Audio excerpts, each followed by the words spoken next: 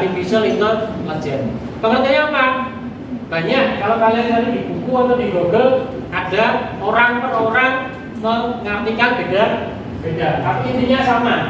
Silakan dibaca. Ini dari H.A. Simon di tahun 1987. Bayangkan di tahun segini kalian belum lahir sudah ada yang menemukan kecerdasan buatan.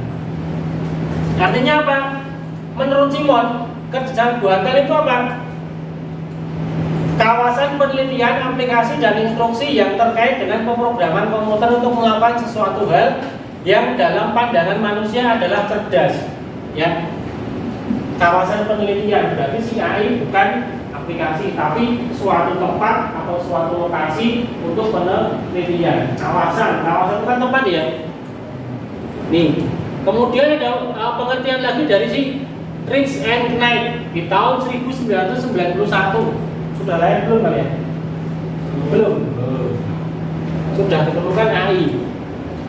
AI merupakan sebuah studi tentang bagaimana membuat komputer melakukan hal-hal yang pada saat ini dapat dilakukan lebih baik oleh manusia.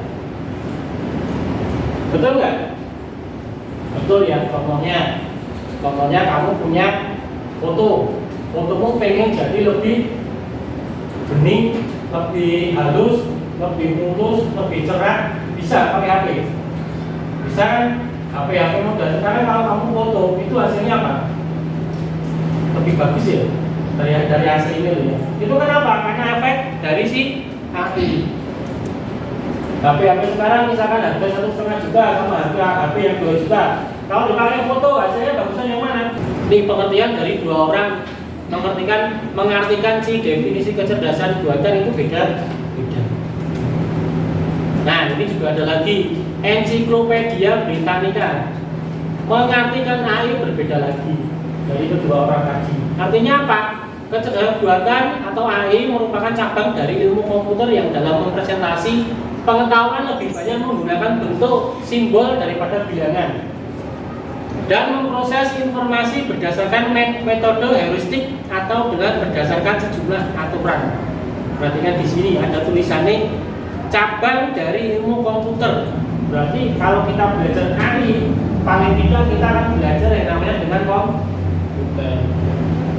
Lah nggak punya komputer Pak di rumah, punyanya HP, ya sama. HP itu sekarang ada Android, ada iPhone, itu sekarang adalah komputer dalam bentuk genggaman tangan. Itu komputer loh, HP itu ya. Kenapa bisa disebut komputer Pak? Contohnya HP ini itu ada yang namanya RAM, ya dok. Ada yang namanya ROM, penyimpanan internal. Kalau di komputer ROM ada, ROM ada. Penyimpanan internal komputer apa yang saya kasih? Penyimpanan internal kalau di komputer itu namanya hard disk. Tapi kalau di HP namanya penyimpanan internal. Kalau eksternal kartu memori. Kalau di komputer namanya flash disk dan sebagainya. Sama-sama. Nih.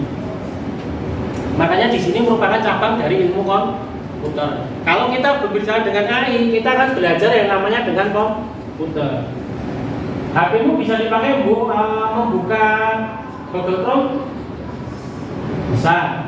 Dipakai YouTube kan? Bisa. Dipakai buat Word, ketik pakai Word di HP, membuka Excel, PDF bisa di HP? Bisa. Di komputer bisa? Bisa, itu sama. Kenapa? Karena di HP itu ada yang namanya OS. OS itu apa? Operating System atau sistem operasi. Sistem operasi di HP itu apa? Android itu sistem operasi. Kalau di komputer namanya Microsoft Office. Microsoft apa? Di komputer Microsoft apa? Microsoft sistem operasinya di komputer Microsoft Windows 7, Windows 10, Windows 7 itu di komputer. Kalau di HP namanya Android. HP ada yang pakai Microsoft Pak? Ada. Kalau kalian beli HP Nokia itu sistem operasinya Microsoft. Jadi Microsoft sama Android itu sama-sama operating system. Makanya kalau kamu beli HP ada tulisannya OS. OS itulah operating system. Tanpa operating system HP atau komputer tidak bisa bekerja.